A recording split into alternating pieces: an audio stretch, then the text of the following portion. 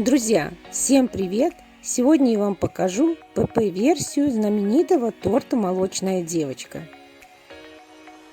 Он знаменит своими молочными коржами на сгущенном молоке. В моем рецепте только самые полезные ингредиенты. Торт получается невероятно молочным и нежным. Начнем с приготовления коржей. Смешиваем все сухие ингредиенты. Для коржей я использую рисовую муку, но можно заменить и на кукурузную. Я взяла рисовую, чтобы коржи были совсем светлые. К муке добавляю сухое молоко, чтобы максимально приблизить к молочному вкусу.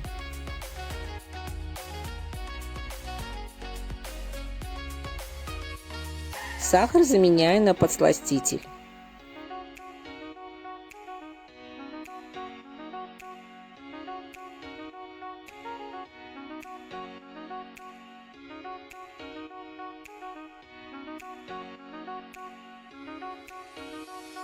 Теперь можно заняться яйцами. В этом рецепте обязательно нужно взбить белки отдельно. Отделяем белки и желтки в отдельной емкости. Следим, чтобы ни грамма желтка не попало к белкам.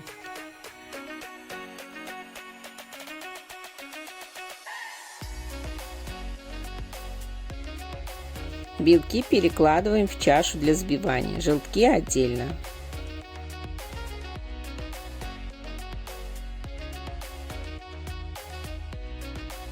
Начинаем взбивать на средней скорости.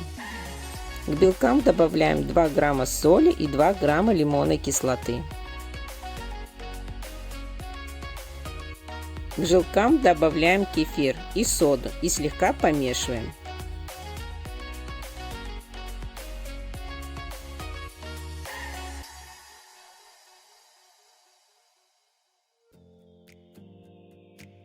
Взбиваем до такого состояния, когда белки становятся неподвижными при перевороте чаши. И сразу останавливаемся, чтобы не переизбить.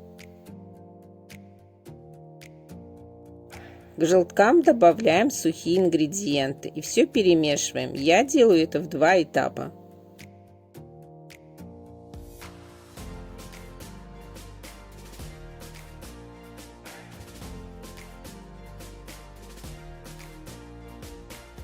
Теперь нужно смешать белковую и желтковую массу. Для этого небольшое количество белков соединяем с желтками. Аккуратно перемешиваем, стараемся не повредить структуру белков.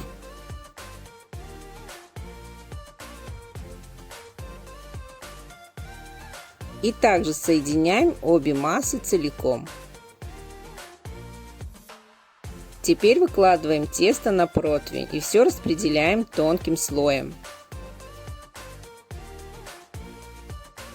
Теста хватает ровно на 2 противня. Выпекаем при 170 градусах 15 минут. Корж складываем друг на друга, и сейчас я вам покажу простую технологию, как сделать побольше коржей. Вырезаем коржи по диаметру формы, в которой будем складывать торт. У меня это 15 сантиметров. Очень здорово, если у вас на противне помещаются 4 круга нужного диаметра.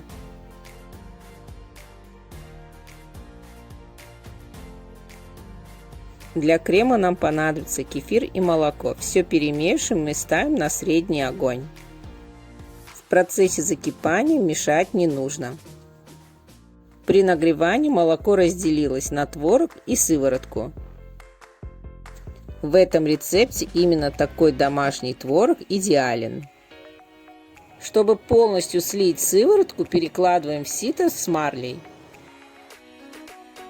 Отдельно приготовим молочно-заварной крем. Треть молока переливаем в блендер. В молоко добавляем сухое молоко, крахмал и подсластитель.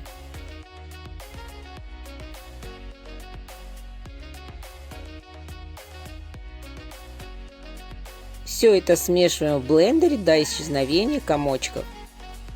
Добавляем это все в молоко и доводим до кипения.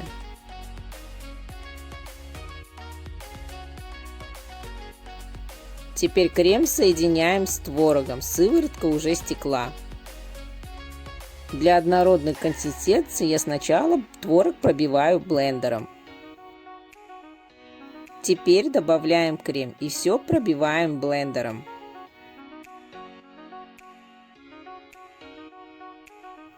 Вот такой молочный густой крем у нас получился. Теперь можно собирать торт.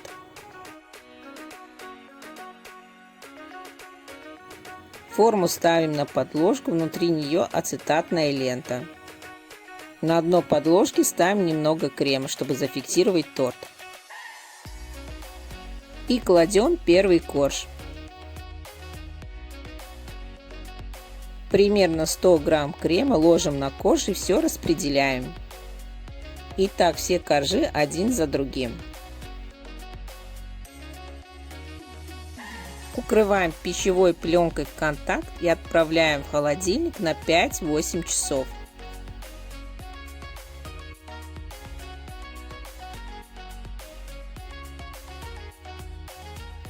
А теперь приготовим покрытие для торта. Рикотту перекладываем на сито с марлей, чтобы избавиться от возможной жидкости. Укрываем пищевой пленкой, тоже отправляем на 5-8 часов в холодильник. Время прошло, рикотта готова. Добавляем подсластитель и тщательно все перемешиваем.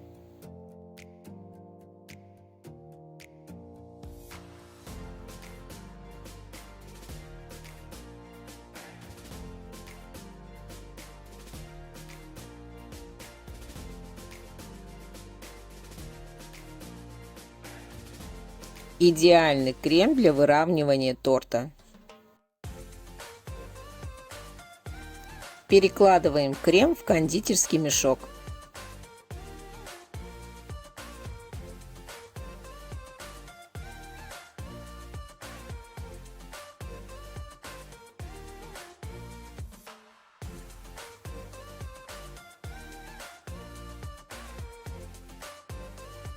Наш торт хорошо пропитался. Снимаем форму и ацетатную ленту.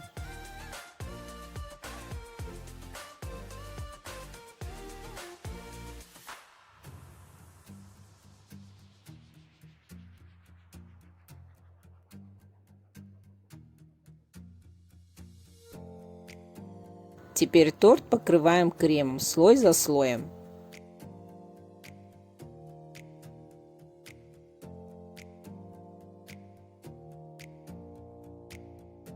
И покрываем верхушку. Теперь разравниваем боковую и верхнюю поверхность.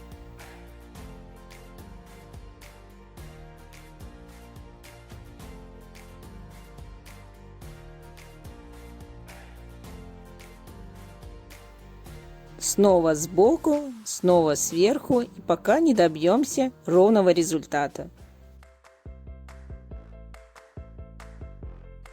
Можно приступать к украшению. У меня это свежая клубника.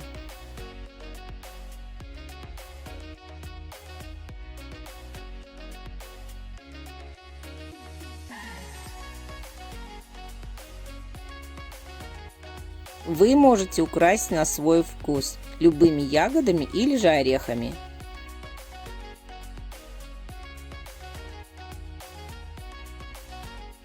Вот такой вкусный и красивый торт у нас получился. Давайте теперь разрежем его.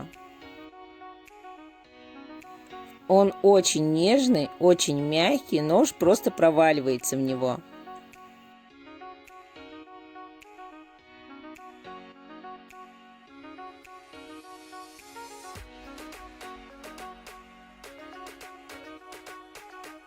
Не забываем подписываться на мой канал, ставить лайк и писать комментарий. Всем приятного аппетита!